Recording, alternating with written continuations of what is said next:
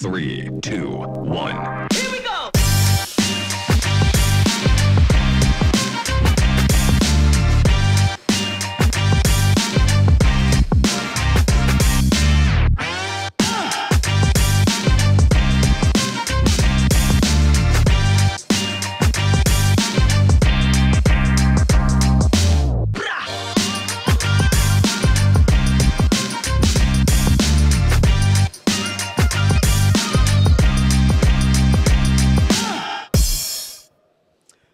Voilà, bonjour ou rebonjour à toutes et tous qui nous rejoignez ou qui nous avez rejoints pour cette conférence, cette ultime conférence de l'édition Cyclo Toulouse 2022 qui sera consacrée à l'attractivité des métiers autour de l'eau. Comment rendre les métiers de l'eau plus attractifs pour répondre aux besoins actuels et futurs.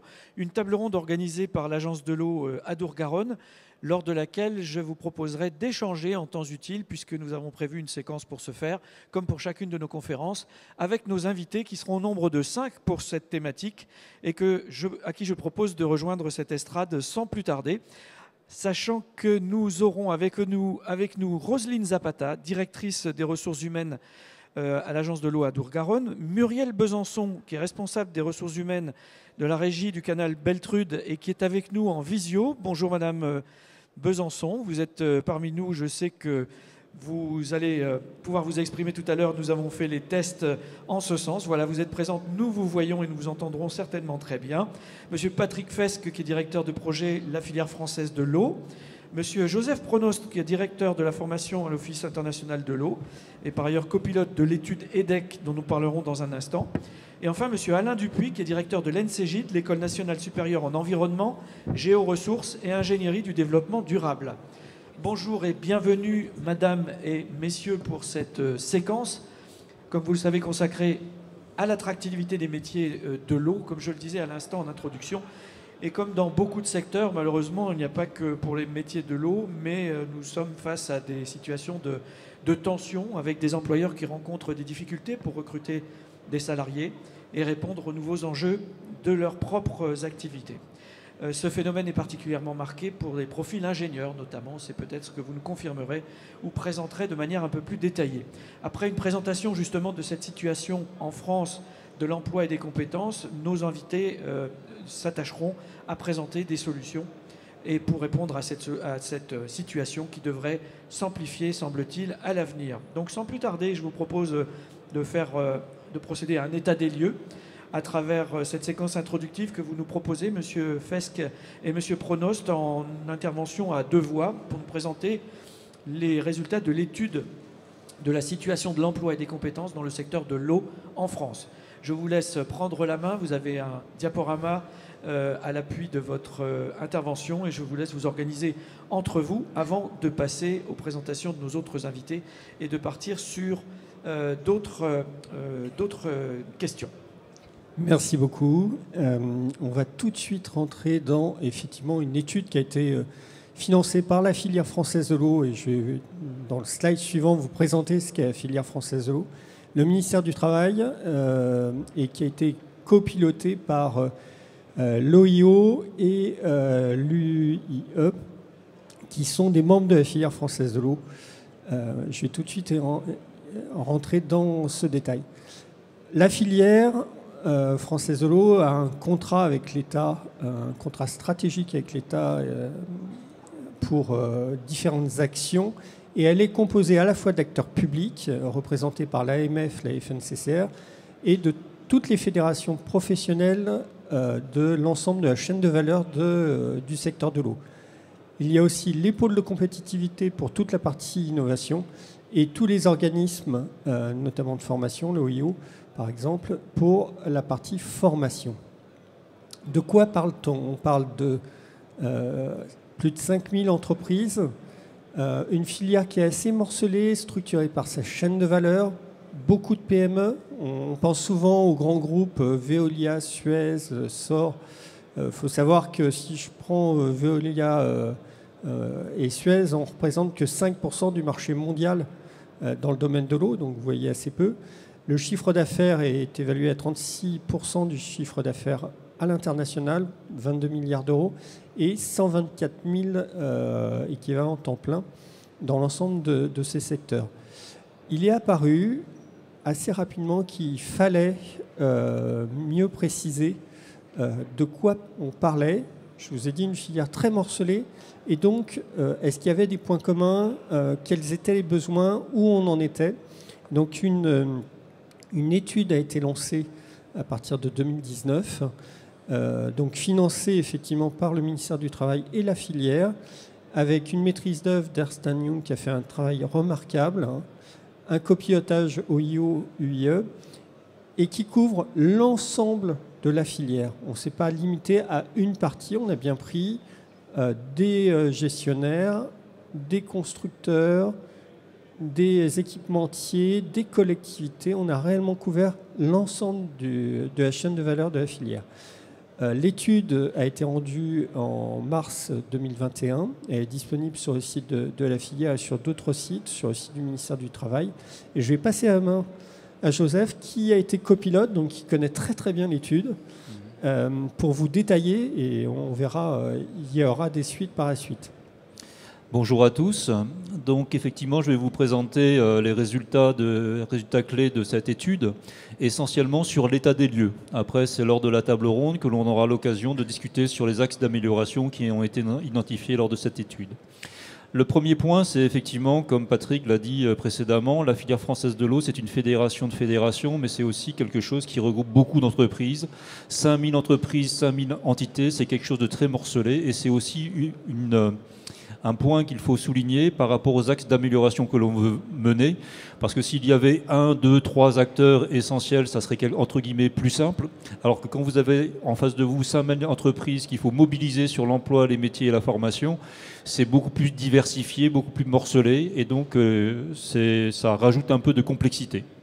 Ici, en termes d'état des lieux, déjà en 2020, sur la base d'un traitement par Ernst & Young, ici vous avez la répartition de ces différentes entreprises en termes d'état des lieux, avec 20% sur les gestionnaires publics eau et assainissement, 23% sur les gestionnaires privés, et puis une grande part aussi sur les canalisateurs qui représentent 26%, et aussi une grande part qui regroupe les industriels de l'eau, 20%. Quand on parle des industriels de l'eau, c'est pas tellement l'industrie manufacturière, mais c'est plutôt les industries qui construisent, installent des stations de traitement, par exemple. Donc on est beaucoup plus sur le volet constructeur de stations de traitement, entre autres. Voilà. Déjà, l'état des lieux, c'est important de savoir qu'en 2020, ça représente 124 000 ETP. C'est un chiffre important, significatif, c'est une vraie filière métier. Mais par contre, il faut aussi prendre en compte que ce n'est pas la filière énergie en France. Je ne sais pas quel est le nombre d'ETP dans l'énergie, mais c'est beaucoup plus conséquent. Donc on est sur une filière à taille intermédiaire, significative, qui a du poids, qui est vraiment très attractive, mais en même temps qui n'a pas forcément les moyens de très grosses autres filières, telles que par exemple l'énergie. C'est en tout cas ce que nous a dit Ernst & Young. On a une diversification élevée des besoins et métiers et compétences. On croit que le domaine de l'eau est une filière de spécialité, mais c'est en fait une filière de multispécialité. Et à ce moment-là, au niveau des activités de formation, par exemple, ça donne lieu à une diversité de formation initiale et de formation continue. Et à ce moment-là, les actions RH à mener sont également fortement diversifiées et ça complexifie tout ça, sachant qu'en plus, on a énormément de métiers dans la filière de l'eau. C'est toujours une filière de spécialité, mais il y a plus d'une centaine de métiers qui s'exercent, qui peuvent être des métiers de l'eau, mais qui peuvent être aussi de la finance, de la comptabilité, du management, des RH, etc. Tous les métiers que l'on peut imaginer. On a quelque chose, alors ici il faut préciser qu'on a en fait un besoin de recrutement très très conséquent. Sur la période 2020-2025, sur la base des estimations d'Ernst & Young, il faut recruter 13 000 ETP et c'est vraiment très très conséquent. C'est-à-dire sur 5 ans, il faut recruter 10% de la profession. Pourquoi ? Il y a déjà un premier phénomène qui est illustré sur ce graphe que vous voyez.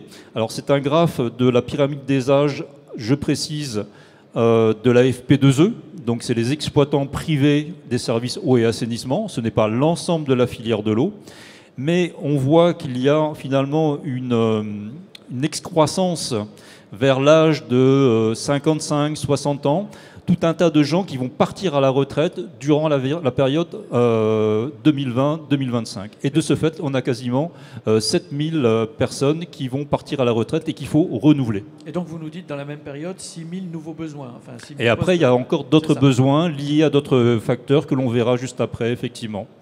On note aussi que sur les filières exploitation, on a quelque chose qui est finalement assez typique au niveau du genre, puisque par exemple dans les filières exploitation, on a surtout une représentation très forte au niveau des hommes et beaucoup plus de mixité sur les filières de compétences laboratoires et bureaux d'études. C'est aussi une caractéristique. Justement, par rapport à ce que disait M. Cato, en fait, quels sont les autres axes qui dynamisent ce besoin en compétences et en métiers? Il y a tout d'abord le volume d'investissement. On a des plans de relance, pilotés notamment par les agences de l'eau, mais aussi les plans de relance post-Covid. Et là, ça représente, sur ces 13 000, 1500 ETP en 2020 et 2025.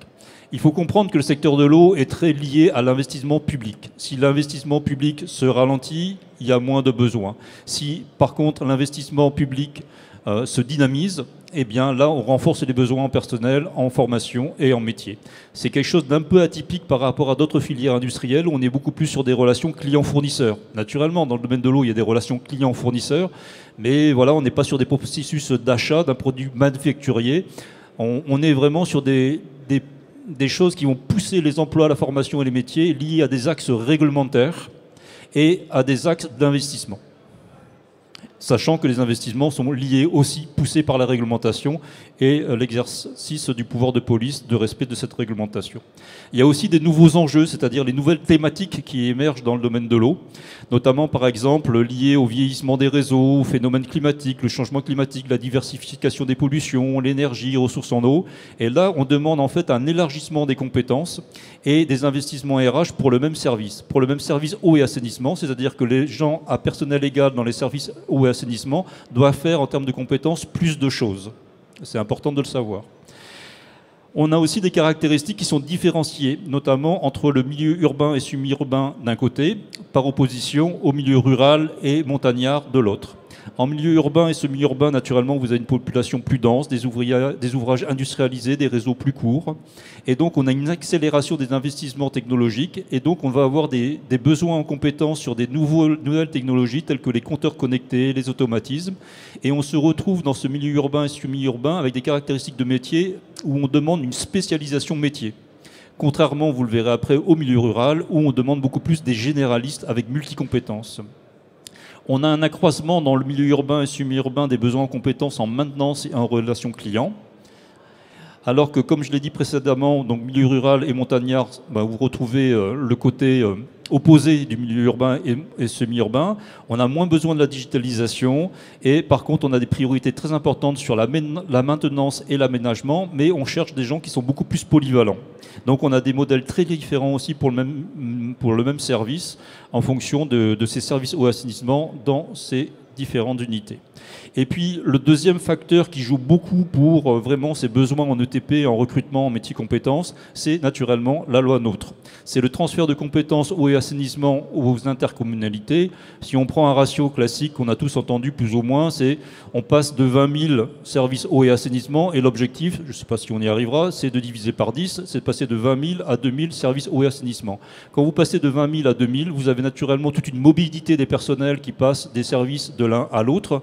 Et à ce moment-là, à partir du moment où vous battez les cartes des fiches de fonction, des fiches de compétences, il faut former encore plus les gens pour les repositionner dans leur poste. Et ça donne beaucoup de mobilité. Mais qui dit mobilité donne beaucoup d'incertitude à la fois pour le personnel qui est en mobilité, mais aussi d'incertitude pour le service eau et assainissement qui gère ses emplois, ses métiers, ses compétences. Mais en tout cas, il faut environ 2000 ETP. C'est le premier facteur de recrutement en plus des départs en retraite liés à la loi NOTRe. On a donc des tensions sur le recrutement et des tensions sur le recrutement qui concernent surtout 8 métiers. Vous en avez la liste ici. On peut citer la maintenance, l'instrumentation mesure, les automatismes, la télégestion, la programmation de travaux, les responsables d'études techniques, l'aspect bureau d'études, destinataire, SIG, les technico-commerciaux et les chefs d'équipe, que ce soit travaux, exploitation et maintenance. Et ces 8 métiers en tension représentent 55% des besoins en recrutement sur la période 2020-2025. Et il est important d'élargir le recrutement par compétences métiers interfilières en plus des spécialistes métiers eau, parce que si vous voyez ici des techniciens instrumentation, vous voyez que ce n'est pas simplement quelqu'un qui travaille dans l'instrumentation du secteur de l'eau. Ça peut être quelqu'un qui travaille dans l'instrumentation dans un secteur industriel et qui peut venir aussi dans le secteur de l'eau. C'est ça, ce côté recrutement par compétences métiers interfilières, en plus d'avoir des spécialistes eau stricts. On a des difficultés sur la tension au recrutement parce qu'il y a des points négatifs au niveau de notre filière française de l'eau. Tout d'abord, le point qui est le plus négatif en termes d'attractivité, c'est l'attractivité salariale qui est faible comparativement notamment au secteur industriel, dont l'énergie par exemple. Sur certaines parties de notre territoire français, on peut avoir aussi une baisse d'attractivité géographique. C'est notamment le cas du milieu rural. Milieu rural, attractivité faible parce qu'en fait, il n'y a pas toujours les mêmes services à la personne pour certaines familles. Et donc, certaines géographies peuvent se retrouver être fuies en fait au niveau de l'attractivité, alors qu'il y a quand même des services eau et assainissement à faire tourner. On a aussi une concurrence très forte sur les profils précédents au sein de la filière. C'est-à-dire que même au sein de la filière, les services eau et assainissement et les entités se font concurrence sur les profils précédents. Donc, quelque part, ils se les arrachent. Et on est aussi en concurrence avec l'industrie qui paye notamment beaucoup plus au niveau de l'attractivité salariale, notamment par rapport à l'industrie et l'énergie. Par contre, on a aussi des points positifs qui font que l'attractivité de la filière est importante. C'est tout d'abord l'aspect environnemental. C'est entre guillemets, nous sommes un peu les chevaliers du 21e siècle. Voilà. On est là pour sauver l'environnement et tout ça a un lien naturellement par rapport à la problématique changement climatique et ça a un vrai sens. Et notamment pour les jeunes générations, c'est quelque chose qui est vraiment très très important.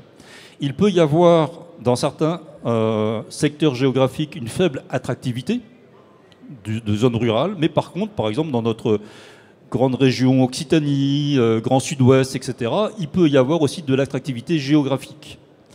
Et je complète aussi par l'attractivité territoriale, c'est-à-dire ça a un sens pour certains métiers de l'eau de travailler sur un territoire. Je fais bien la distinction entre l'attractivité géographique de venir, par exemple, de s'implanter dans la région toulousaine, c'est une attractivité géographique, mais il y a aussi une attractivité territoriale, c'est-à-dire de s'intéresser à la gestion de l'eau sur son territoire et d'exercer un métier qui est en lien vraiment avec le territoire. Sur le lieu de résidence. Sur le lieu de résidence, et puis dans une région qui nous tient à cœur, etc. Et d'avoir une vision globale qui est importante, notamment par exemple pour les métiers agences de l'eau, par exemple. Voilà. On a une accélération des tensions dans le domaine de l'ingénierie de l'eau, c'est ce que vous avez cité, pour des ingénieurs, mais aussi pour des techniciens de bureaux d'études.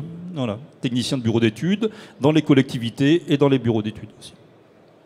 Ici, on a donc une vision maintenant de la formation professionnelle spécialisée, avec tout d'abord un regard sur la formation professionnelle initiale. On forme au niveau de la filière française de l'eau, par la formation professionnelle initiale, environ 2900 diplômés annuels. Donc c'est intéressant. Et puis vous avez une répartition avec une proportion très importante des BTS et des DUT, 40% en fait, donc niveau technicien supérieur. Mais quelque chose aussi au niveau des écoles d'ingénieurs qui est assez intéressant. Mais attention, on a un taux de poursuite d'études très élevé. Alors on n'a pas au niveau de l'étude qualifié si le poursuite des études se fait dans un autre domaine que le secteur de l'eau, ou si ces gens-là qui poursuivent dans leurs études le poursuivent dans le domaine de l'eau. Mais ça serait encore une étude, un volet supplémentaire. Mais il y a une proportion d'entre eux qui quittent le domaine de l'eau. Et ça, il faut le savoir, justement, pour les pertes d'attractivité précédemment citées, en fait. Et on a quand même 1200 diplômés, effectivement, spécialisés dans l'eau, qui poursuivent leurs études ailleurs. Mais il faut insister, c'est qu'on a une capacité intéressante en formation professionnelle initiale par rapport aux besoins. Mais il y a une fuite un peu des cerveaux et des capacités. Après, l'autre volet, c'est la formation professionnelle continue externe, c'est-à-dire des organismes de formation qui travaillent pour faire des formations courtes. Et l'offre est jugée robuste sur les domaines techniques, notamment. Et c'est un atout de la filière qui va permettre de faire des adaptations de compétences au fur et à mesure sur des sessions de formation, cette fois-ci beaucoup plus courtes, d'une semaine maximum, en fonction des sujets de spécialité de ces différents métiers. Mais malheureusement, dans les services eau et assainissement, les budgets sont quand même beaucoup polarisés sur la santé et la sécurité. Il y a certaines grandes métropoles qui forment leur personnel de services eau et assainissement uniquement sur l'hygiène et la sécurité. Et il n'y a quasiment pas de formation métier. Or, c'est un besoin pour adapter les compétences. De plus, c'est la formation professionnelle continue interne. De qui parle-t-on ici ? Si vous voulez, la formation professionnelle continue externe, c'est des organismes tels que l'Office international de l'eau qui forment des personnels. donc externes au service eau et assainissement, et la formation professionnelle continue interne, c'est par exemple les campus Veolia, internes au groupe Veolia, qui forment ses propres personnels. Donc c'est un poids relatif très important, et là aussi il y a des capacités très importantes et significatives d'adaptation des profils de compétences aux besoins. Mais il a été jugé avec des acteurs de Veolia et de Suez qui font partie de la filière elle-même et qui faisaient partie de l'étude, que la vitesse est trop lente par rapport aux besoins également. Voilà pour l'introduction en termes d'état des lieux, et puis après on peut ouvrir la parole sur naturellement tous les axes d'amélioration qui font aussi partie de l'étude et des axes recommandés par la filière française de l'eau que représente Patrick. Merci beaucoup, messieurs Pronost et Fesque, pour cet état des lieux, effectivement, ces éléments de contexte, ce constat qui est très clair quant aux enjeux qui se présentent à vous, voilà qui illustre parfaitement ce que je proposais en introduction tout à l'heure. Pour en savoir un peu plus et continuer de partager peut-être ce constat, je me tourne vers nos autres invités pour avoir le point de vue des uns et des autres et être complet sur cette question. Je commence par vous, Madame Zapata, si vous le voulez bien, directrice des ressources humaines à l'Agence de l'eau à Dour-Garonne. En tant que DRH vous-même, au sein d'une agence de l'eau qui est un établissement public d'État, de l'État, je vous rappelle, est-ce que vous partagez ces mêmes difficultés? Vous faites ces mêmes constats, quel que soit le statut de la structure finalement? Oui, je ne peux que le partager et je vais l'étayer aussi par mes propos. En effet, on a des besoins en recrutement importants qu'on n'avait pas il y a 2 ou 3 ans. Alors en lien avec ce qui a été précisé dans l'étude, c'est une moyenne d'âge élevée, une ancienneté élevée. L'agence de l'eau a 55 ans d'existence, avec un personnel qui était très très stable jusqu'à maintenant. Alors, outre les retraites et les départs naturels qu'on a toujours eu, on a un gros fort de taux de mobilité. Alors, on avait agi il y a 2 ou 3 ans justement pour favoriser cette mobilité, parce que c'est toujours intéressant dans une structure d'avoir du sang neuf. Mais là, on a une inflation de notre personnel. Et pour étayer un petit peu ces propos, en 2018-2019, quand j'ouvrais une fiche de poste, j'avais 200-300 candidatures. À ce jour, les fiches de poste, nous avons péniblement une 30aine de candidatures. Donc la difficulté, et outre le quantitatif, il y a aussi, on le verra plus tard, le comportement des nouvelles générations, les souhaits des nouvelles générations.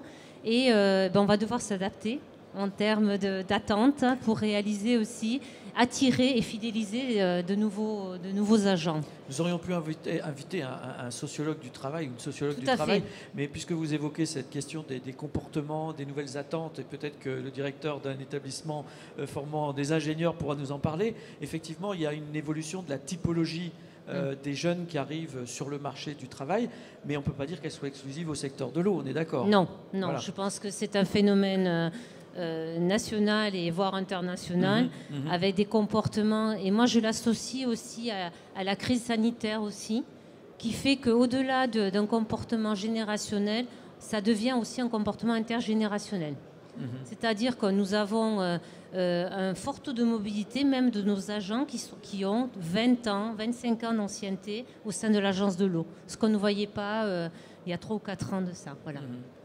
Merci Madame Zapata. Je vous propose de réintervenir quand vous le souhaitez, bien sûr, mais on va continuer ce tour d'horizon avec Madame Besançon, que nous avons aperçue tout à l'heure sur les écrans. Et si vous nous entendez, Madame Besançon, je vais vous passer la parole dans un instant pour nous faire part de vos propres constats et vous entendre sur la manière dont vous abordez cette situation en termes de recrutement au sein de la régie des eaux du canal Beltrude, dans lequel vous intervenez. Et quels sont les freins que vous rencontrez à votre niveau? Quelles sont les éventuelles spécificités auxquelles vous faites face en tant qu'opérateur public de l'eau? Et comme ça, nous aurons un tour d'horizon qui sera relativement complet, si ce n'est exhaustif, avant d'entendre peut-être en quelques mots Monsieur Dupuis sur le constat qu'il peut faire concernant les jeunes qui arriveront sur le marché prochainement, ou qui sont déjà en activité pour certains d'entre eux. J'espère que vous m'entendez correctement. On vous entend très bien. Je vous remercie vivement de m'avoir proposé d'intervenir au cours de cette table ronde. Malheureusement, je n'ai pas pu venir physiquement sur Toulouse parce que je me suis fait opérer du pied il y a quelques jours. Donc, en termes de mobilité, je n'ai pas pu être présente, mais j'ai répondu avec grand plaisir sur ce sujet qui me tient fort à cœur. Je travaille dans les ressources humaines depuis très longtemps et je suis arrivée dans le secteur de l'eau et de l'assainissement relativement récemment. J'ai intégré cette régie des eaux du canal Beltrude en 2019. Nous sommes une petite régie, hein, nous sommes un EPIC d'une 50aine de salariés, mais j'avoue que je me suis beaucoup retrouvée dans les propos que vous avez présentés lors des conclusions de l'étude à différents niveaux. Une forte besoin de recrutement. Au cours de ces 3 dernières années, j'ai participé au recrutement de plus de 29 personnes. Et effectivement, je me suis rendu compte que dans ces métiers de l'eau et de l'assainissement, qui est un secteur tout nouveau pour moi, il y a de nombreuses tensions et difficultés qui ne sont pas propres uniquement à notre secteur, mais qui sont avec des particularités du secteur. Et je me rends compte que c'est assez compliqué de recruter un technicien de maintenance. J'ai recruté des agents de travaux réseau. Là, je viens de finaliser le recrutement d'un contrôleur SPANC. Et pour chaque métier, effectivement, des spécificités de formation initiale. Et parfois, j'ai capitulé sur un poste d'ingénieur études et projets. Au bout d'un an, on a arrêté le recrutement parce qu'on n'a pas trouvé la perle rare. Alors, c'est rare qu'on n'aboutisse pas dans un recrutement. C'est peut-être qu'on a mal calibré ou on va évoquer les freins qu'on a rencontrés par rapport à ces difficultés-là. Alors justement, concrètement, vous entendiez M. Pronos tout à l'heure qui nous faisait part des premières conclusions, des grands axes de l'étude, issus de l'étude EDEC qu'il nous a présenté.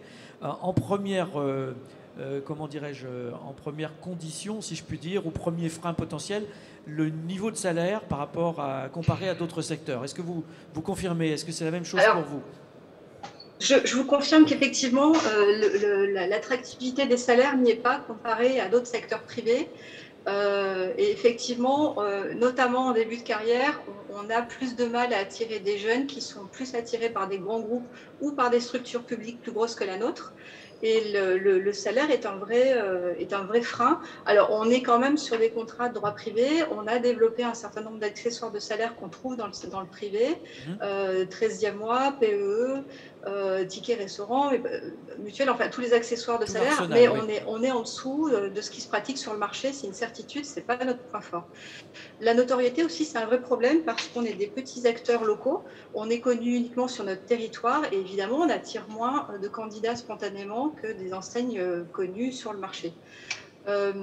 Un autre frein aussi en tant que petite structure, ce sont les possibilités d'évolution professionnelle parce qu'aujourd'hui, les candidats qui arrivent, ils ont besoin de perspectives, ils ont besoin de se projeter et ils ont envie d'avoir des perspectives de carrière. Donc, on a moins de possibilités d'évolution en interne. Je ne dis pas qu'elles sont inexistantes, il y a des passerelles, mais elles seront moins importantes que dans des gros groupes. En tant qu'acteur public aussi, l'image d'Épinal peut-être de la fonction publique et du statut de fonctionnaire parfois n'est pas attractive. Et pourtant, c'est un leurre puisque une partie de nos salariés sont des salariés détachés de la fonction publique. Les restes des salariés, comme moi, sont recrutés directement du privé en contrat droit privé. Sur le poste d'ingénieur d'études et projets sur lequel j'ai travaillé récemment, effectivement, j'ai été confrontée à différentes problématiques. Le positionnement salarial, d'autant plus que les jeunes qui sortent de formation continue, comme je l'étais d'ailleurs à mon époque, sortent avec une référencement de leur école en leur disant vous allez tant sur le marché et ils ne sont pas prêts forcément à faire des concessions en début de carrière. Le rapport au travail a changé, vous l'avez déjà un peu évoqué dans vos propos. Et ces jeunes qui arrivent sur le marché du travail, ils ont plus d'attentes, ils sont plus gourmands et ils sont moins prêts à faire des concessions pour démarrer leur carrière. Merci Madame Besançon. On va demander donc à Monsieur Dupuis ce qu'il en pense parce qu'on partage tous une connaissance commune, je dirais maintenant. Il est de notoriété publique que les jeunes générations, telles qu'on va les appeler, ceux qui sont appelés à nous remplacer, accordent parfois plus d'importance au sens donné à leur travail, voire la qualité de vie, qu'à des considérations salariales. Et parfois, dans la balance, est-ce qu'on peut considérer aujourd'hui que les choses ont justement évolué par rapport à notre propre génération, par exemple? Alors oui, effectivement. Moi aussi, j'appartiens à une ancienne génération. Et on constate effectivement que les jeunes font le choix maintenant, pour leur carrière et même pour leur salaire, d'un choix de carrière qui est vraiment en fonction de leur credo de vie et peuvent refuser des offres auprès de grands groupes parce qu'il faut changer de région, il faut changer de territoire, il faut aller en ville. Et ils sont en capacité de refuser des offres d'emploi très belles, qu'on n'aurait, nous, pas refusées personnellement, mais que eux, pour eux, oui. Donc les mentalités changent, les mentalités des personnes que l'on forme changent complètement. Vous l'avez dit, hein, ça a été très bien exprimé. Par contre, je confirme également que, alors je représente vraiment que le sommet de l'iceberg, hein, formation d'ingénieurs dans le domaine des ressources en eau. Depuis plusieurs années, on a, nous, une embellie quant au placement. Donc ça traduit effectivement ce qui nous a été montré par l'étude, c'est-à-dire qu'il y a de plus en plus de demandes et du coup, vous avez, de moins en moins de candidats par poste. Et nous, on constate effectivement qu'on place de plus en plus d'élèves directement à la sortie du stage, qui ont directement des métiers, ou alors beaucoup augmentent, enfin il y a un chiffre très important qui augmente vers une spécialité supplémentaire au niveau de thèse, avec de la recherche appliquée. On a beaucoup de jeunes ingénieurs qui vont vers ce profil-là. Mais je confirme, tout ce qui a été dit préalablement, c'est exactement ce qui se passe par rapport à nos jeunes, si je puis dire. Alors, il y a une deuxième voie de divergence ou d'éloignement des filières qui a été évoquée aussi, c'est la conversion d'un certain nombre de jeunes de formation supérieure vers d'autres métiers ou même complètement d'autres activités. Je vais juste donner un exemple. J'ai appris récemment qu'à l'école de boucherie française de Paris, qui recrute 35 élèves par an, la dernière promotion, 20 d'entre eux étaient Bac plus 5 pour faire un CAP. Voilà, alors donc ça me fait penser à ça. Alors est-ce que c'est un épiphénomène ou est-ce que c'est un phénomène que vous confirmez également, qui a pris de l'ampleur? Je le confirme. Alors nous, on n'est pas encore à de l'ampleur puisque les jeunes qui viennent dans nos formations nous ont identifié, ont fait le choix de carrière avec ces thématiques-là, notamment l'eau. Mais il y en a quand même, malgré tout, qui, à l'issue de la formation, décident de changer de manière radicale. Alors soit parfois par un attrait du milieu, alors l'industrie et notamment l'informatique, puisqu'ils sont formés aux techniques numériques et basculent vers le volet informatique qui est absolument pas en plein emploi, donc qui est un très fort pouvoir d'attractivité. Ouais. Ou alors vraiment un changement radical d'orientation pour faire autre chose. Voilà. Et effectivement, on voit ce pourcentage augmenter d'une année sur l'autre. Oui, Madame Zapata, vous confirmez? Oui, il y a des comportements qui ont changé. Il y a quelques années, à l'issue des éco-ingénieurs, voilà, on avait un vivier important de candidats. Maintenant, c'est vrai qu'on a parlé de thèse, de formation à l'étranger, de woofing aussi, les nouveaux modes d'activité, que ce soit qui allient à la fois le voyage, qui allient les aspects économiques et écologiques. Donc c'est vrai qu'on pourrait se dire que l'eau, quand même, ça a du sens pour tout le monde. Mais les jeunes générations ne sont pas... Je pense qu'il faudra qu'aussi, en tant que structure publique ou privée, on évolue dans la capacité aussi à les écouter, à les entendre et à répondre à leurs besoins. C'est vrai que les valeurs de travail ne sont plus les mêmes. Moi, j'ai été surprise il y a quelques années, chaque fois dans les entretiens où je leur demandais s'ils avaient des questions à poser, c'était les conditions de travail, le télétravail maintenant. Les conditions salariales, pas tellement, sauf dans les métiers, attention, informatique. Oui. Mais ce n'est pas la valeur première qu'ils mettent en avant. Hein. La valeur première, c'est l'engagement dans une activité environnementale, l'action pratique sur le terrain, comme on le disait tout à l'heure, leur capacité d'influence et la notion d'immédiateté et de rapidité aussi, de voir les résultats de leurs actions. Bon, à l'agence de l'eau, on fait faire. Ouais. Donc c'est vrai que l'attractivité, je pense, il va falloir qu'on travaille sur notre marque employeur. Voilà. Merci beaucoup. Oui, Monsieur Fess, que je vous en prie. Oui, un petit complément. On a parlé tout à l'heure de concurrence dans la filière. L'étude a montré qu'on avait aussi une concurrence entre la filière et les autres filières. Et c'est lié à deux choses qui est étroitement liée à la structuration de la filière. On vous l'a dit, 5000 entreprises. Ce que je n'ai pas précisé, c'est que c'est partout en France. Et ça, c'est à la fois un avantage, mais aussi une difficulté, parce que prenons Toulouse, on pense tout de suite à aéronautique. On sait localiser l'industrie aéronautique facilement. Vous parlez l'eau, ça se fait à Paris, ça se fait à Toulouse, en fait ça se fait partout. Cet avantage devient un inconvénient, paradoxalement, lorsqu'on est en attractivité par rapport à des métiers. Ça, c'est le premier point. Le deuxième point, c'est qu'on voit apparaître des nouvelles filières qui, jusqu'à présent, ne s'intéressaient pas au domaine de l'eau parce que c'était accessoire et qui, maintenant, tournent et ont une vraie demande autour de l'eau. Et je prends juste un exemple. L'usine Tesla en Allemagne a failli ne pas se faire parce qu'il y avait une problématique de l'eau. Ah oui. L'eau est étroitement liée à l'énergie. Et donc toutes les industries qui aujourd'hui, et Tesla, ça fait rêver, que ce soit un jeune ou un vieux, ça fait quand même rêver. Ben, vous vous appelez Tesla, vous vous appelez la commune de Toulouse, ben, désolé, je vais vers Tesla, parce que ça me fait rêver. Par contre, on a un vrai avantage, et ça, toutes les entreprises, toutes les collectivités nous le remontent, tous les secteurs, c'est qu'on est étroitement lié à l'environnement. Et on parlait de marque employeur. C'est vrai que pour les PME, une des premières actions lorsqu'elles veulent remettre de l'attractivité, c'est travailler sur la marque employeur. Merci Monsieur Fess. Monsieur Pronos, je vous laisse intervenir, bien sûr, non seulement pour poursuivre éventuellement ou détailler l'analyse que vous avez faite de l'étude que vous avez copilotée, mais aussi en tant qu'employeur vous-même, hein, si vous le souhaitez, puisque vous êtes aussi organisme de formation et vous avez plusieurs casquettes finalement aussi en tant qu'organisme de formation. Mais je vous laisse rebondir sur ce qui a été dit précédemment, tout simplement. Oui, tout à fait. En fait, je voulais rebondir sur cette logique d'attractivité. Et donc, il y a des points positifs, c'est attractif. Il y a des points négatifs, c'est moins attractif. Mais surtout, ce dont il faut avoir conscience, c'est que ça se gradue aussi en poids en fonction des niveaux hiérarchiques. Je m'explique.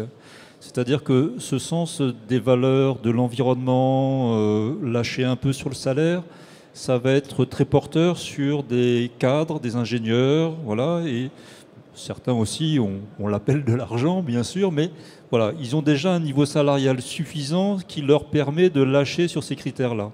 Mais il faut aussi, on est tous plus ou moins cadres, voilà, se mettre à la place des gens qui ont un niveau hiérarchique plus bas, donc une vocation salariale beaucoup plus basse, donc des niveaux de vie plus bas.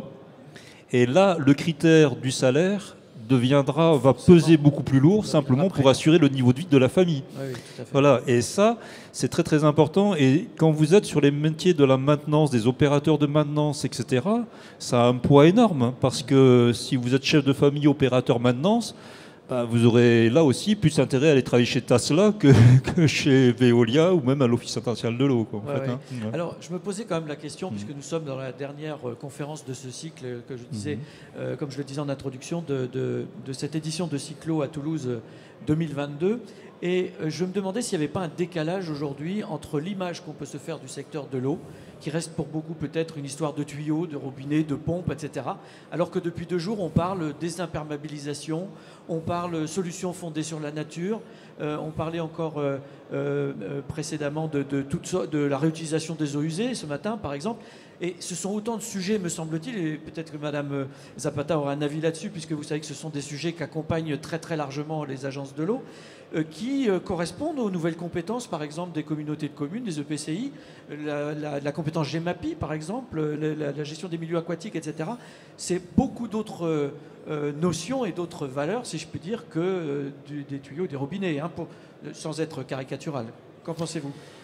Alors, tout d'abord, en premier point, oui, tous les nouveaux enjeux que vous venez de citer, on en parle ici, ils sont d'actualité et ça demande une évolution des compétences. Donc ça veut dire que les gens déjà en poste ou les futurs recrutés, il faut qu'ils acquièrent ce niveau de compétences. Enfin, la gestion alternative des eaux pluviales, etc., la gestion intégrée, tout ça, c'est important. Voilà, si vous êtes en bureau d'études d'une collectivité, il faut intégrer, mais ça va souvent... Il faut avoir conscience, c'est ma première remarque, que ça va souvent se porter sur des postes préexistants. On ne va pas créer forcément un nouveau poste uniquement pour faire de la gestion pluviale, la gestion des eaux pluviales. Ça va être souvent des gens de bureaux d'études qui vont acquérir ces nouvelles compétences.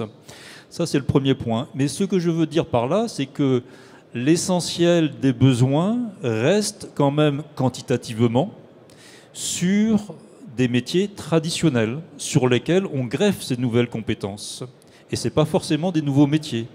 On parlait des nouveaux métiers de la digitalisation, oui, mais à l'échelle macro-quantitative, c'est un faible pourcentage.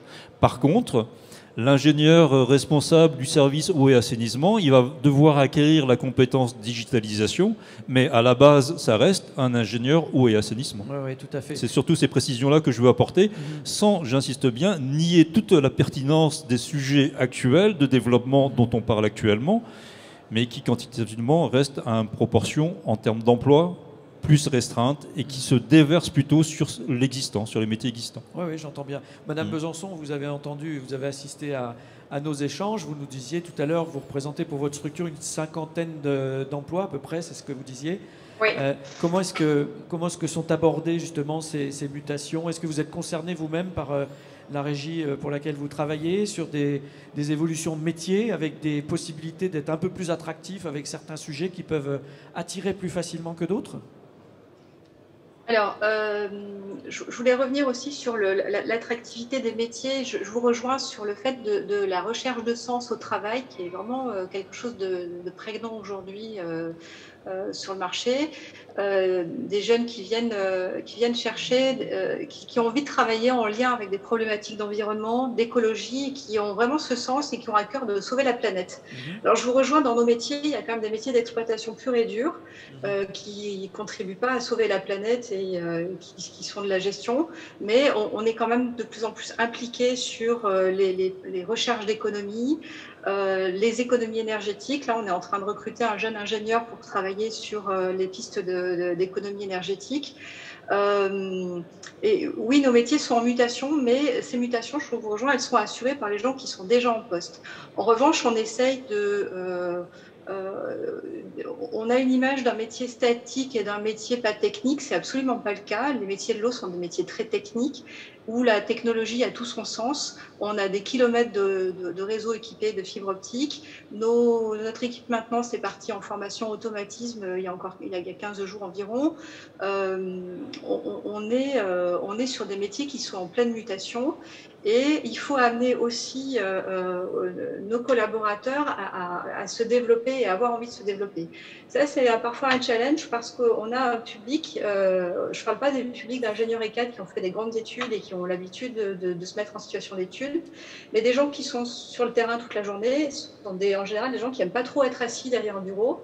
Les envoyer en formation, et même les formations Loyo qui sont très bien faites pour ça, c'est passionnant. Sur le moment, ils freinent un peu des cas de fer parce qu'ils n'ont pas envie de se retrouver en situation toute la journée en formation. En revanche, quand ils reviennent de formation, non seulement ils ont appris de nouvelles choses, ils ont questionné un peu leur façon de travailler et à leur tour, ils se sont valorisés, ils ont envie de continuer à promouvoir et à dispenser en interne ce qu'ils ont appris.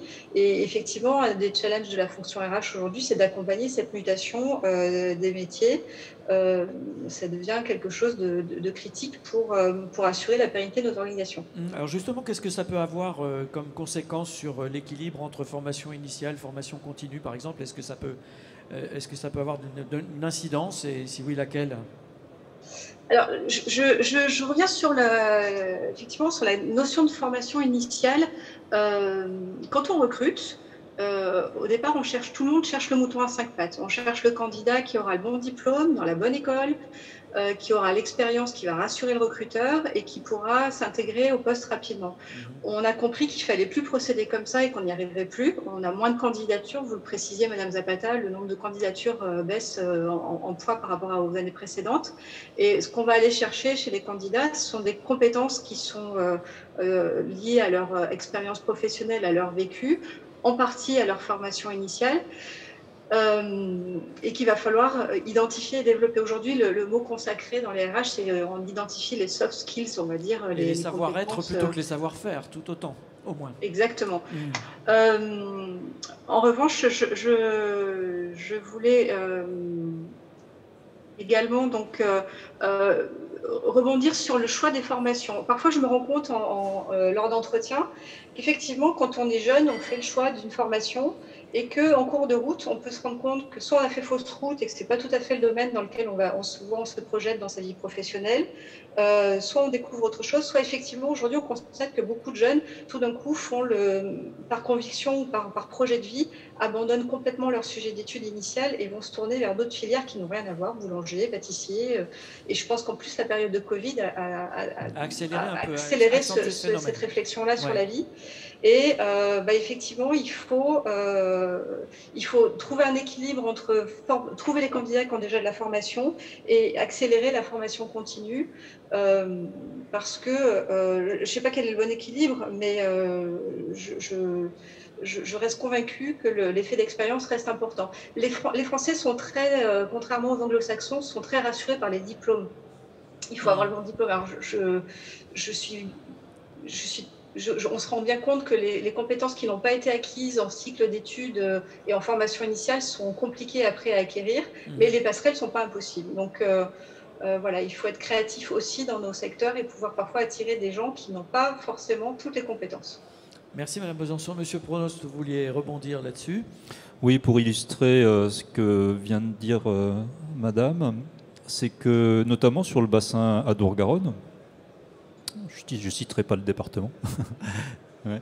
En fait, on voit des gros syndicats départementaux qui quasiment renoncent à recruter des profils maintenance électromécanique. Ils renoncent, ce n'est plus possible. Qu'est-ce qu'ils font à ce moment-là? Ils décident de recruter des gens en métier de l'eau, voilà, ou peut-être même d'autres métiers, justement sur ces savoir-faire, et ils vont parier sur le fait de les former à l'électromécanique. Donc sur des cursus de formation interne professionnelle assez durs, parce que bon, si vous n'avez pas de base en électromécanique, on part de loin, parce que si vous n'êtes pas électricien déjà, il faut l'habilitation électrique, il faut déjà commencer par ça. Et donc ils font des parcours, mais ils n'ont pas non plus l'ambition de les amener à un niveau d'électromécanique comme dans un service eau et assainissement classique. Ils vont compléter ça en se disant, ces gens-là vont faire la maintenance courante, et quand on aura des opérations lourdes de maintenance, on va faire appel à des sociétés de maintenance spécialisées, à des prestataires. Et donc, c'est quand même assez fort. Enfin, je ne sais pas si vous comprenez l'enjeu, c'est que c'est le service RH qui dit « j'ai du mal à recruter, donc je vais changer la gestion de l'opération de maintenance. Je vais faire migrer en compétences des gens qui ne sont pas des professionnels de la maintenance, en les formant. Et par contre, pour les opérations vraiment très très pointues, je fais appel à des sociétés spécialisées. » Monsieur Fesque. Oui, alors je vais exactement rebondir sur ce qui vient d'être dit. Parce que là, on a fait un constat, on pourrait penser que c'est un peu... on a du mal à recruter. Donc il y a au niveau de la filière 2 actions qui ont été lancées ou qui vont être lancées. La première va tourner autour de cette notion de métier et compétences. Et l'idée du prolongement de cette étude, c'est d'établir un référentiel métier et compétences sur les 8 métiers en tension. On a vu tout à l'heure, c'est 50% quand même des besoins à venir. Ce qui permettra de fonctionner en compétences et non plus en j'ai besoin d'un ingénieur machin ou d'un technicien en titre. Ça, c'est la première action et ça, c'est prévu dans l'avenant au contrat de filière. Donc, au niveau de la filière, avec le ministère du Travail, l'avenant sera signé après les élections présidentielles, mais c'est qu'une question de temps. Mais cette première approche. La seconde approche, c'est côté PME, côté employeur, où là aussi on voit que nos besoins d'attractivité nécessitent de changer aussi la manière dont on se présente. Et donc avec BPI France, avec le ministère de l'Industrie, on a lancé un accélérateur PME dédié à la filière de l'eau, sur lequel on a un travail au niveau de la marque employeur, de l'aspect RH, purement et simplement. Et là, ce second aspect, on lance la seconde promotion au mois de mai. Les PME peuvent encore s'inscrire.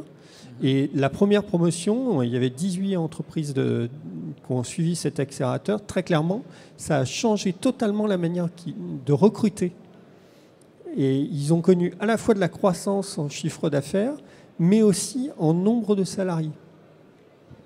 Merci beaucoup, Monsieur Fesque, et surtout merci pour cette transition avec la partie qui suit naturellement nos échanges et notre débat, qui concerne les solutions. Et donc, vous avez commencé à mettre, en lumière. À savoir, c'est ce à quoi je vous proposerai de répondre à partir de maintenant. Quelles sont vos propositions? Quelles sont les solutions à vos yeux à proposer pour les recruteurs que vous êtes d'ailleurs tous les uns et les autres pour rendre les offres plus attractives? Comment rendre la filière plus attractive en général? Évidemment, vous avez peut-être un point de vue plus personnel ou selon vos propres savoir-faire. Je ne sais pas, Madame Zapata, par exemple, ce que vous pourriez proposer en tant qu'agence, qu'est-ce que vous partagez avec vos collègues des autres agences en France qui vous permettrait d'être plus attractif demain? Oui, on a dû revoir notre politique de recrutement en termes d'outils, tout d'abord, parce que il y a 2 ou 3 ans, on avait un outil interagence et la place de l'emploi public, puisqu'on fait appel à des fonctionnaires. Donc, on a développé les réseaux sociaux pour toucher les populations, les nouveaux jeunes.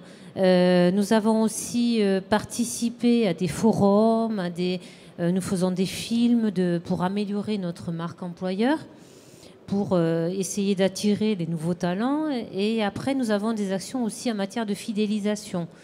On s'est rendu compte, il y a quelques années, on avait un parcours d'intégration très développé qu'on avait abandonné parce qu'on recrutait moins. Et là, on a eu une arrivée importante de nouveaux.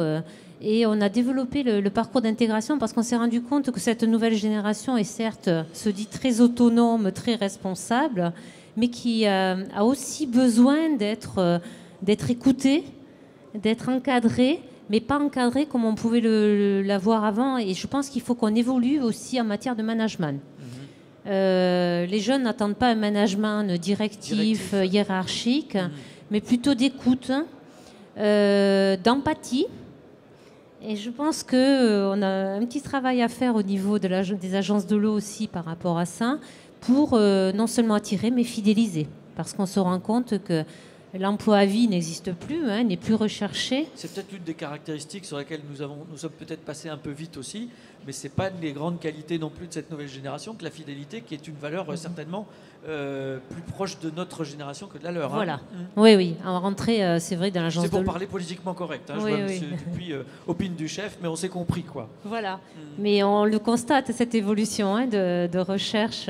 Et oui, ils n'hésitent pas à partir. Et on a des constats, nous, dans le recrutement assez nouveaux. C'est-à-dire soit des candidats qu'on a choisis qui ne viennent pas, soit des gens qui partent dans les périodes d'essai, qui se disent je me suis trompé. Donc ça devient, il y a tout un travail à faire en matière RH qui est très intéressant pour fidéliser aussi ces nouveaux candidats. Mais pas forcément sur un long terme comme on a pu vivre aussi, parce que c'est pas non plus souhaitable. Mais on sait bien qu'en RH, 5-6 ans, c'est quand même correct pour, j'allais dire, à la fois profiter de ces nouvelles compétences et de ce nouvel apport. Mais surtout quand il y a un gros investissement au départ, comme vous l'avez cité en exemple tout à l'heure, Monsieur Pronos, quand on commence à accompagner les jeunes par un nouveau cursus de formation, etc., on compte un minimum sur leur fidélité, au moins pendant un certain temps, pour envisager un certain retour sur investissement, j'imagine. Et par contre, on parlait de compétences tout à l'heure. Moi, je pense qu'en formation professionnelle initiale, on a vraiment un grand panel de formations. Et nous, on s'oriente plus, puisqu'on n'est pas on fait pas sur le terrain, on fait faire. Donc, on a des compétences que nous recherchons beaucoup plus, qui relèvent aussi beaucoup plus de secteurs peut-être comme la faculté de sociologie, des données économiques, des données socio-psychologiques, pour avoir ces compétences nouvelles en termes d'animation sur le territoire, plus politique. Et sciences humaines peut-être. Sciences humaines, et on a développé aussi l'apprentissage, qu'on avait un peu abandonné, faute de moyens, faute de temps. Et ça revient en force par la force des choses, justement, c'est le cas de le dire. Voilà. Merci beaucoup. Monsieur Dupuis, je reviens vers vous dans un instant, mais je vais demander également le point de vue de Madame Besançon. Quand vous nous avez déjà donné à voir quelques leviers que vous employez, que vous commencez à employer pour être plus attractif ou pour contourner cette difficulté à recruter, qu'est-ce que vous pouvez ajouter à cela, ou quels sont les points sur lesquels vous voudriez insister? Quelles sont les bonnes pratiques que vous auriez déjà testées, éprouvées et que vous souhaiteriez partager? J'aimerais bien vous dire qu'on a trouvé la recette magique, mais je pense qu'on n'est pas encore parfait en la matière. Par contre, on essaye d'être créatif. Et effectivement, l'attractivité de l'entreprise, ça se construit déjà au travers de l'image. On a commencé à évoquer la marque employeur, l'engagement écologique, l'engagement éthique, la santé financière. Et de plus en plus, la qualité de vie au travail sont des éléments qui attirent les candidats et qu'il faut absolument intégrer dans sa politique RH. Chez nous, ça commence par la communication et la façon dont on rédige les annonces qui se veulent, je pense, un peu originales et qui mettent justement en avant les valeurs humaines, la volonté de mettre l'accent sur le travail collaboratif, l'intelligence collective. Vous avez parlé, Madame Zapata, aussi du rôle et de l'évolution du management. Effectivement, il y a une attente forte. On n'est plus sur un management hiérarchique, lourd. Il faut repenser cette façon de faire. Et, à titre d'exemple, effectivement, on a aussi misé sur l'alternance. On a actuellement 4 jeunes en apprentissage, dont un jeune qu'on a recruté récemment en communication.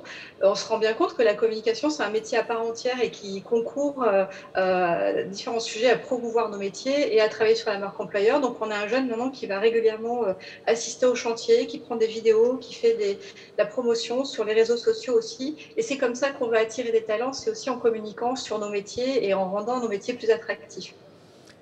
Le parcours d'intégration, c'est aussi quelque chose que l'on pratique systématiquement dans les premiers jours, avant que les personnes soient happées par leur quotidien et rentrent dans leur poste, parce qu'après c'est compliqué à mettre en œuvre, mais c'est important effectivement pour qu'ils se sentent intégrés, de voir l'ensemble des métiers, des équipes, et après ils ont les connexions et c'est plus facile de travailler avec l'ensemble des services.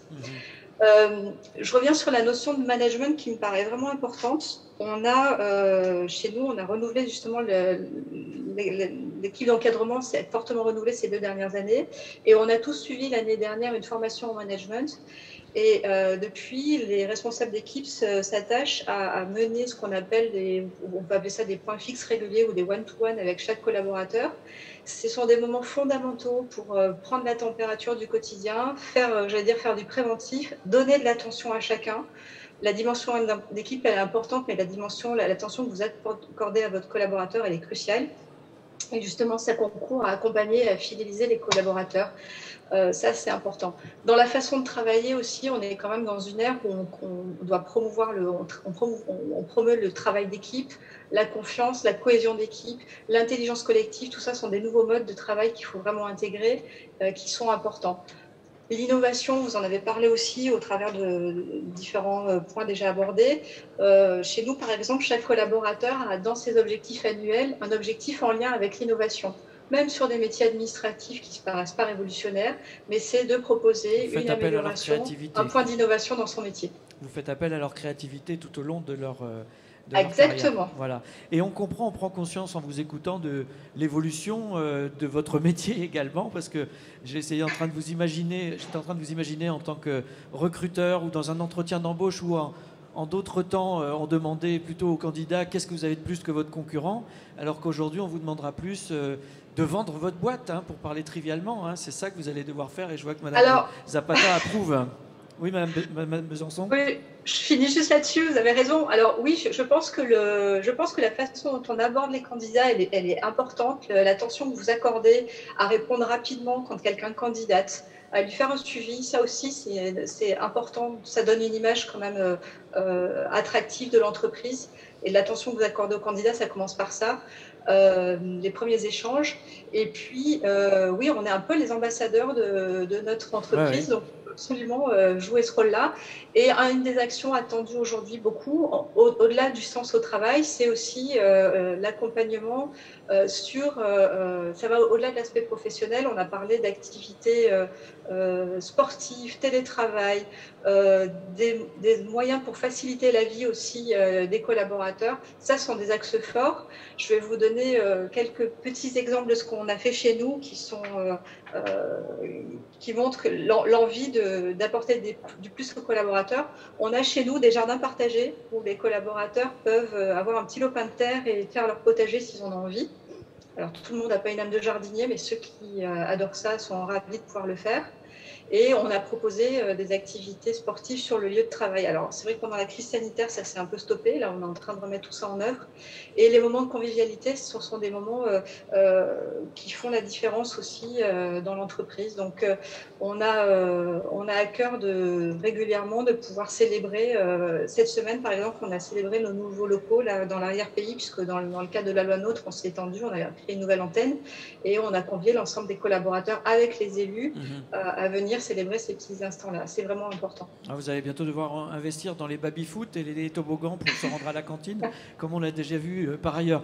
Alors, Monsieur Dupuis, on voit bien à quel point le métier des recruteurs a changé, des RH a changé. Le moins qu'on puisse dire, si vous permettez l'expression, Madame Besançon, c'est que vous mouillez votre chemise.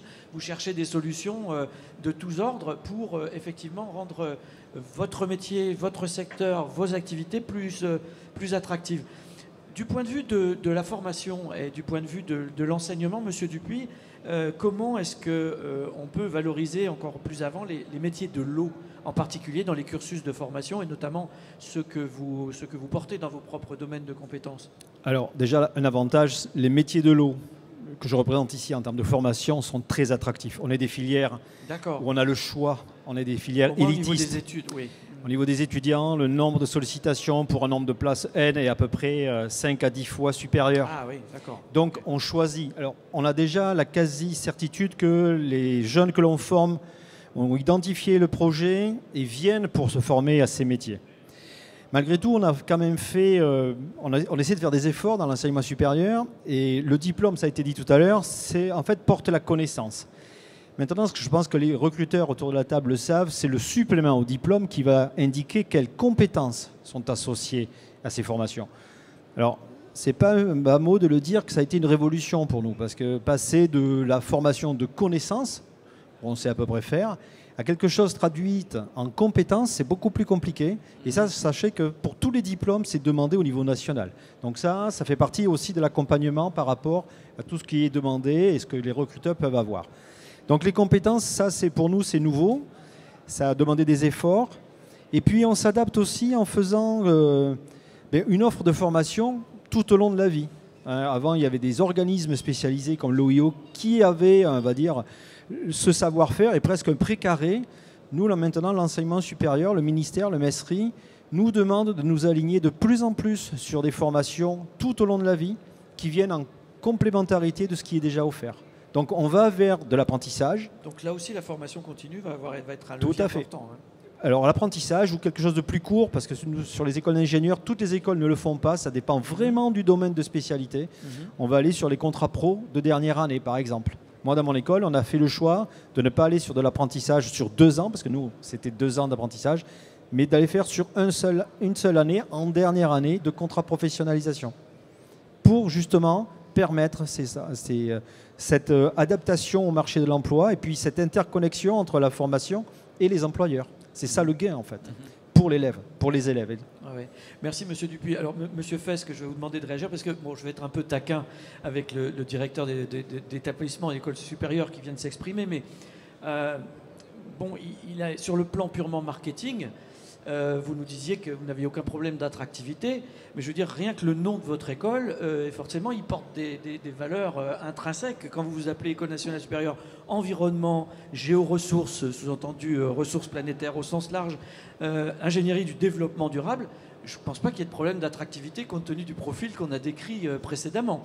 Maintenant, on a compris aussi qu'il y a beaucoup de conversions à l'issue de ça ou de prolongement de la formation de l'enseignement supérieur vers d'autres spécialités. Alors, comment est-ce qu'on évite cette érosion éventuelle ?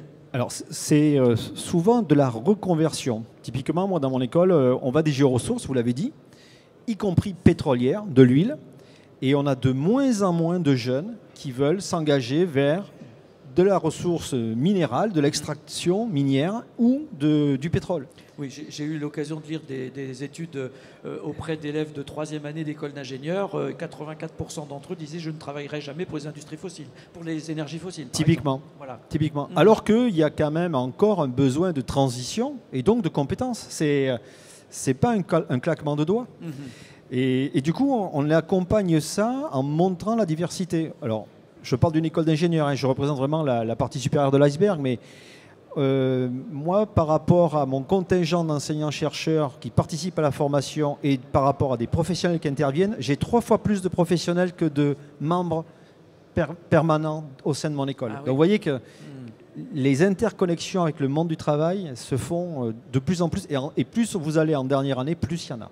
D'accord. Très bien. Monsieur Fesque? Oui, si on regarde au niveau de l'ensemble de la filière, c'était dans les chiffres, alors c'est un peu caché, en offre de formation initiale, on forme suffisamment de personnes, Ouais, que ce soit au niveau ingénieur ou que ce soit au niveau CAP. Ce qu'on a constaté en termes de statistiques, mais vous prenez n'importe quelle école, ils vous le diront, on constate que des gens qui sont en CAP ne vont pas s'arrêter au CAP et vont continuer leurs études. Et donc les besoins de techniciens, en fait, ils ne sont pas remplis. Ah oui, d'accord. Ça, c'est le premier point. Et ça, c'est étroitement lié à un des points qu'on a cités, c'était la rémunération. Et on est obligé d'inventer d'autres éléments. Mais on est bien payé, mais pas tant que ça quand même, sur des métiers assez techniques. Donc on peut jouer sur l'attractivité, sur le fait qu'on peut rester dans sa région, sur son territoire, et faire une action sur son territoire. Mais voilà. Le deuxième point qu'on voit dans l'étude, c'est que une fois qu'on a formé des gens, ils ont progressé, ils ne restent pas dans le domaine de l'eau, tout simplement parce que d'autres secteurs industriels, ils se verdissent aussi. Ils ont la problématique eau, environnement, et donc ils s'échappent. De leur filière naturelle. De leur filière naturelle, de Ouais, leur oui. filière de formation. Ouais, ouais. C'est pour ça que, effectivement, sur l'ensemble de la filière, l'alternance s'est développée. Ça, c'est un constat et va continuer à se développer. Qu'on arrive à retenir les gens en faisant changer leur métier, mais ça nécessite de la formation continue. Et c'est vrai qu'aujourd'hui, la priorité dans toutes les entreprises, dans toutes les collectivités, c'est quand même la sécurité des collaborateurs. Et donc, il y a un budget formation sécurité très important qui vient manger sur le budget développement de nouvelles compétences. Mais ça, c'est en train de changer aussi. Donc beaucoup de perspectives en tout cas. Tout à fait, nous l'avons bien compris. En tout cas, merci pour ces propos et ces premières solutions que vous avez bien voulu partager à ce stade. Je me tourne comme convenu, comme promis, vers notre assistance, le public présent, pour vous proposer d'éventuelles questions que je ne vous aurais pas posées à ce stade. Si vous aviez également de votre part des témoignages, n'hésitez pas à vous exprimer également. Y a-t-il des questions à ce stade? Monsieur, je vous en prie, on va vous passer le micro dans un instant. Je vous laisse vous présenter ou vous représenter, puisque je crois me souvenir que vous êtes déjà intervenu. Non, pas vous, alors pardonnez-moi. Mais je crois qu'il y avait quelqu'un à votre place au même endroit ce matin, voilà, qui devait vous ressembler, me semble-t-il. Je vous laisse vous présenter, nous dire qui vous êtes pour qu'on puisse vous situer et nous faire part de votre question ou de votre témoignage. Voilà, bonjour mesdames, messieurs. Donc, je suis Jean-Michel Magnas, enseignant en bac pro procédé de la chimie de l'eau et en BTS métier de l'eau en Ariège. Donc déjà, j'ai un petit peu bouilli tout à l'heure, puisque dans le référentiel BTS métier de l'eau et dans les heures, il y a de la maintenance, il y a de l'électromécanique. Alors certes, ce n'est pas un BTS de maintenance, ça c'est sûr. Mais ils sont formés. Ce que j'entends un peu surpris, puisque le gros syndicat de l'Ariège, par contre, met toujours l'accent sur l'électromécanique. Effectivement, on est en partenariat avec eux, donc on rencontre les gens régulièrement là-dessus. Donc ils nous l'ont dit, il y a dernièrement on me l'a redit pareil. D'abord, il faut des compétences électromécaniques. C'est vrai qu'un conducteur sur une usine d'eau potable ou sur une station d'épuration et surtout une petite unité va surtout rencontrer des problèmes d'électromécanique. Le process, c'est quand même beaucoup plus rare. Voilà. Au niveau poursuite d'études, effectivement, BTS métier de l'eau, donc nous on a 4 ans de recul. Je crois que c'est 25% qui poursuivent en licence pro et pas forcément des licences qui sont sur des métiers de l'eau. Ils vont s'élargir éventuellement sur du déchet, des choses comme ça, et c'est des gens qui vont être perdus pour le domaine du métier de l'eau.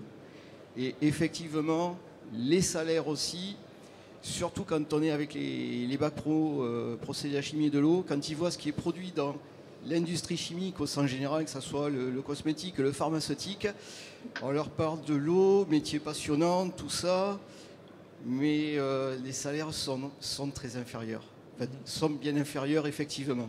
Et ça joue sur effectivement l'attractivité des métiers pour que les gens poursuivent dans l'eau. J'ai eu beaucoup de bons éléments en bac pro qui ont intégré des entreprises, mais c'est du domaine de la chimie, quoi. C'est surtout cette partie-là.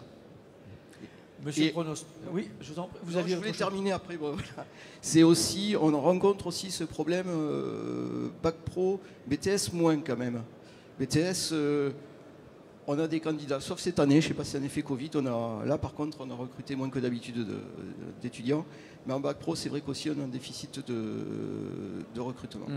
Merci monsieur pour ce témoignage complémentaire. Monsieur Pronos, vous souhaitez réagir? Puis droit de réponse sur la première partie. Oui, bien sûr. Déjà, je tenais à vous rassurer parce que l'Office international de l'eau, premièrement, est associé à des BTS Gémeaux, notamment le BTS Gémeaux d'Ahin. Je ne sais pas si vous connaissez le lycée d'Ahin qui fait un BTS Gémeaux au métier de l'eau. Et donc, il y a tout un tas de parties pratiques sur la maintenance électromécanique qui est assurée par les enseignants, par les formateurs de l'Office international de l'eau dans le BTS Gémeaux d'Ahin. Donc on sait très bien qu'il y a de la maintenance électromécanique dans les BTS Gémeaux, dans les lycées techniques.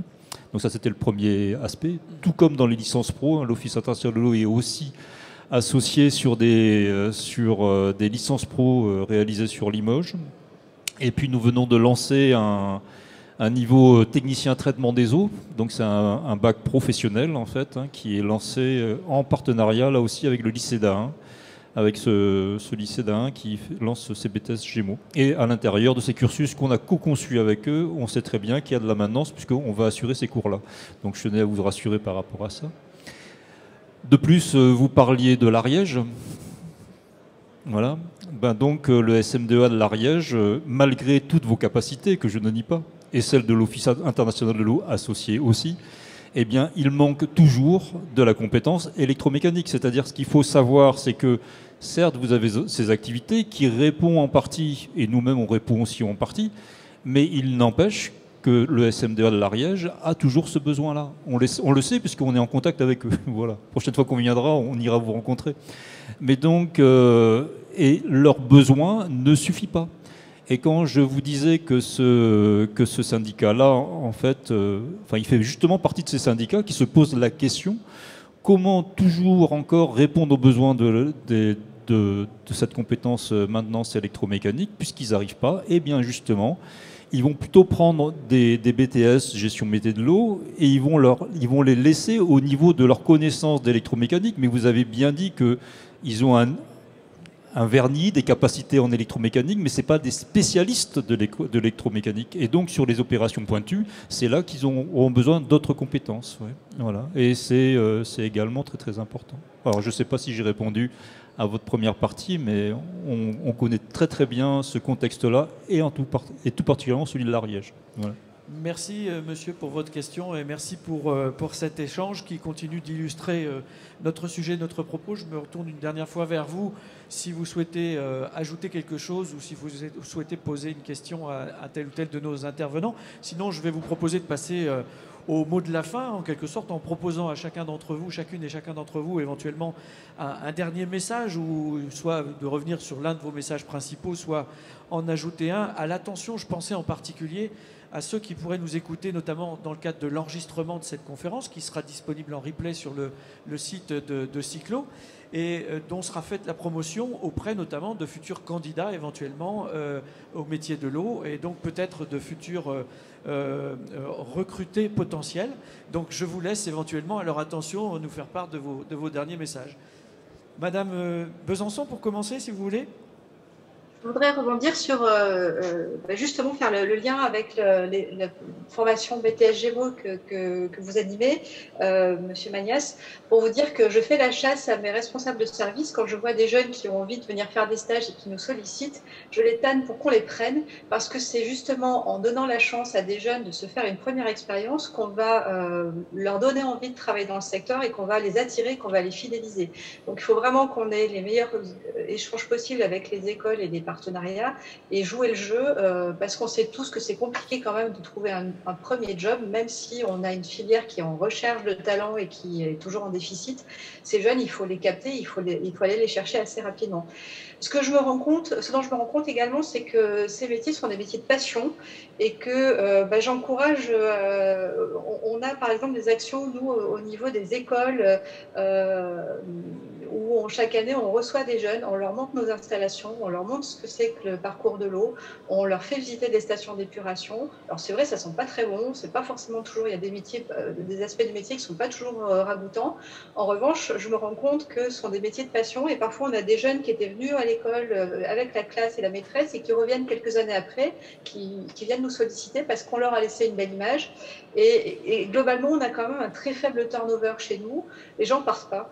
Ils partent très peu. Alors, c'est pas forcément un bon signe. C'est bien aussi quand il y a du turnover naturel, parce que c'est ça. Mais on rend compte que les gens qui ont commencé à mettre les mains dans ce métier-là, en général, se révèlent dans ces métiers et ont envie de continuer. Donc, on a encore plein d'atouts à jouer pour attirer des gens dans ces filières-là, et ce sont vraiment des métiers de passion.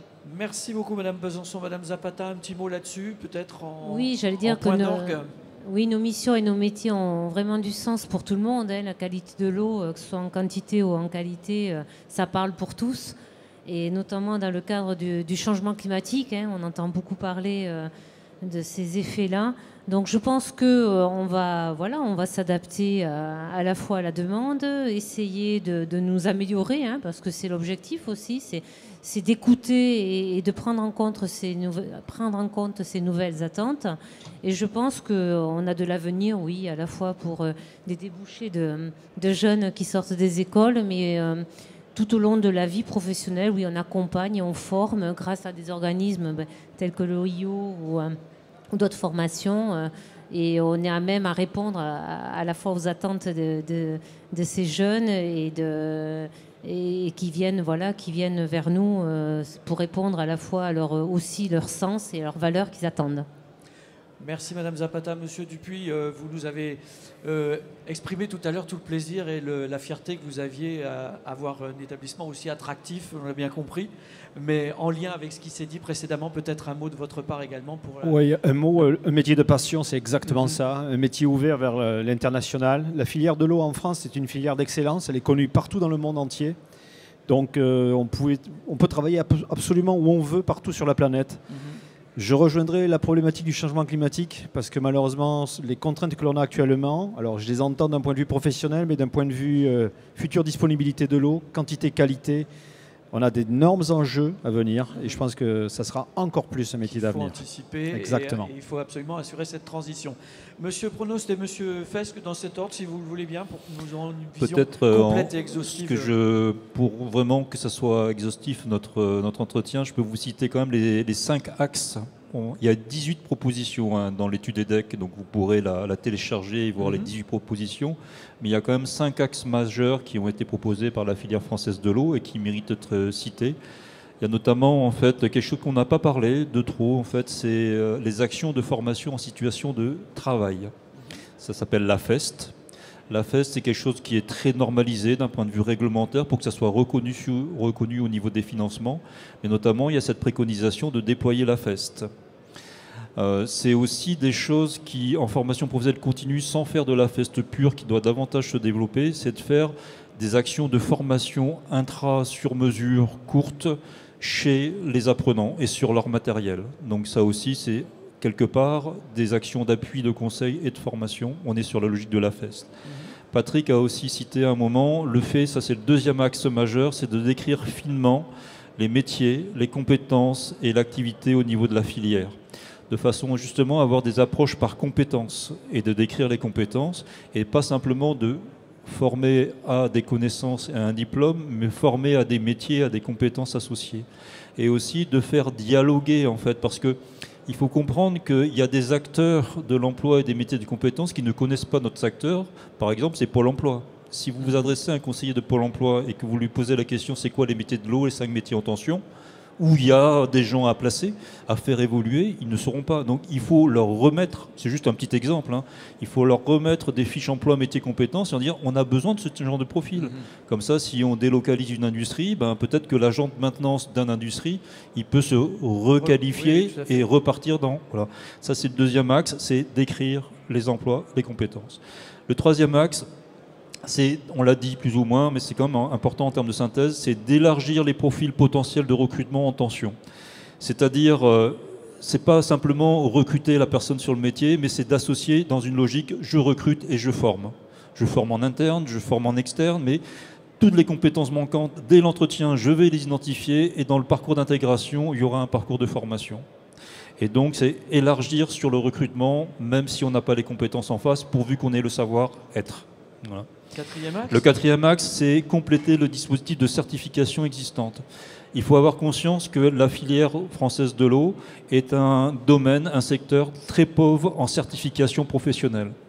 On n'est pas des Allemands, on n'est pas des Suisses allemands, voilà, pour comparer un peu. Hein. C'est-à-dire la certification des compétences, c'est quelque chose qui est très faible au niveau de la filière française de l'eau. Et donc, il y a vraiment un besoin majeur de faire reconnaître les métiers, justement, pour qu'ils soient plus attractifs également, surtout pour les bas niveaux de qualification. Voilà. C'est-à-dire valoriser le métier par la compétence acquise. Voilà. Et surtout quand vous travaillez sur des faibles niveaux. Voilà. Et donc, mais ça vaut aussi pour les métiers de l'ingénierie. Notamment quand c'est valorisé, on manque d'ingénieurs dans les bureaux d'études, et donc de créer un CQP ingénieur de l'eau, ingénierie de l'eau, de créer un CQP au moins partiel sur la GEMAPI, c'est-à-dire sur les nouveaux sujets que vous avez, cités aussi. Donc ça, c'est vraiment très très important, et d'avoir des logiques de formation qualifiante. Ça vaut un peu pour nos formations OIO ou autres, ou CNFPT, peu importe le prestataire, mais d'avoir des attestations de compétences à la fin des formations. C'est pas la culture française. On va en formation, on a une attestation de formation. Maintenant, c'est d'avoir des attestations de compétences, jusqu'à finalement peut-être un diplôme ou une certification. Et le cinquième axe, et après j'arrêterai là, voilà, c'est de s'appuyer sur les atouts de la formation professionnelle continue du secteur, qu'elle soit interne, Campus Veolia par exemple, ou externe, OIO, CNFPT, parce que je ne vais pas que citer que l'OIO, bien sûr, ou NGES aussi, des partenaires aussi, hein, voilà, et de façon à accélérer notamment les mutations sur les nouveaux enjeux. Les mutations, comme vous l'avez cité, les nouveaux enjeux que vous citiez tout à l'heure, eh bien, c'est par la formation courte de spécialisation que l'on va pouvoir répondre à ces nouveaux enjeux. Et ça, c'est vraiment quelque chose vraiment de très, très important également. Et le dernier point, c'est à l'intérieur de ça, c'est de promouvoir davantage l'alternance. Madame donc, du canal de Beltrube nous l'a cité. L'alternance, c'est vraiment quelque chose de très, très important. Et de façon, là aussi, à recruter des gens qui n'ont pas le métier.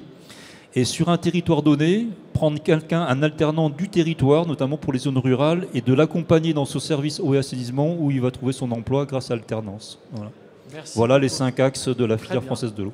Merci pour ces rappels et cette synthèse. Monsieur Pronost, alors Monsieur Fesque, après ces mots de la fin, c'est à vous que revient le vrai mot de la fin, en quelque sorte, en guise de conclusion de ce tour d'horizon sur ce sujet qui, je ne doute pas, mériterait encore...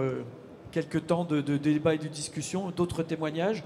On a évoqué à plusieurs reprises toutes les dimensions sciences humaines, sociologiques, évolution des profils, etc., qui pourraient entrer aussi dans les réflexions.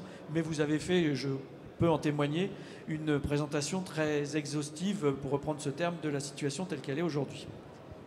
Je vais utiliser 4 mots qui caractérisent assez bien le pourquoi, à la fois côté entreprise, mais aussi... salariés, la filière de l'eau est une belle filière. Passion, ça a été dit. Premier mot. Quel que soit dans la chaîne de valeur, les acteurs que j'ai pu rencontrer, on n'a que des gens passionnés. Et je ne connais pas beaucoup de professions où c'est le cas. Pas beaucoup de filières où il y a réellement de la passion. Qu'on soit simple technicien ou qu'on soit ingénieur et patron d'une PME. Impact. On est l'une des rares filières à avoir un impact mesurable qui, avec le changement climatique, va en plus être encore plus mesurable pour le coup. Évolution. Alors on l'a dit, on peut difficilement, il n'y a pas 10 000 niveaux d'évolution, mais nos métiers changent. Et donc, quelqu'un qui va rentrer technicien avec une spécialité, ben en fait, 3 ans, 4 ans plus tard, c'est plus le même technicien. Il a vu d'autres choses. Et local. Et ce local, alors, il y a des sociétés de marketing qui font du globalo-local, mais en fait, ce sont des métiers qui s'appliquent sur du terrain, que ce soit en France, que ce soit à Toulouse, ou que ce soit à l'autre bout du monde. Ces 4 éléments, on ne les retrouve pas dans les autres filières. Et c'est pour ça qu'il faut venir, que les employeurs doivent changer leur mode de recrutement, et c'est pour ça qu'il y a un accélérateur PME pour aider justement les patrons d'entreprise à évoluer, à aller chercher de nouveaux profils, à penser différemment leur management. Et effectivement, les filières, les filières de formation ou la formation continue, on voit bien que là aussi, c'est aussi de nouveaux profils qui peuvent intégrer notre filière de l'eau. Merci beaucoup, Monsieur Fesque, pour cette quasi-synthèse. Merci pour ces propos très explicites. Et merci à vous pour votre attention. Juste avant de vous proposer de remercier nos intervenants par quelques applaudissements, je voudrais adresser une pensée amicale à Émilie Laurent de l'organisation Cyclo, qui nous accompagnait pour la dernière fois sur l'une de ces conférences Cyclo qu'elle mène et qu'elle organise avec brio depuis plusieurs années. Et donc nous la saluons depuis cette estrade, elle nous entend. Et c'est avec beaucoup d'affection que je lui transmets ce message. Je vous propose d'applaudir une dernière fois nos intervenants pour cette ultime session et ultime conférence de cette édition 2022 de Cyclo à Toulouse. Merci et bonne fin de journée à toutes et tous. 3, 2, 1.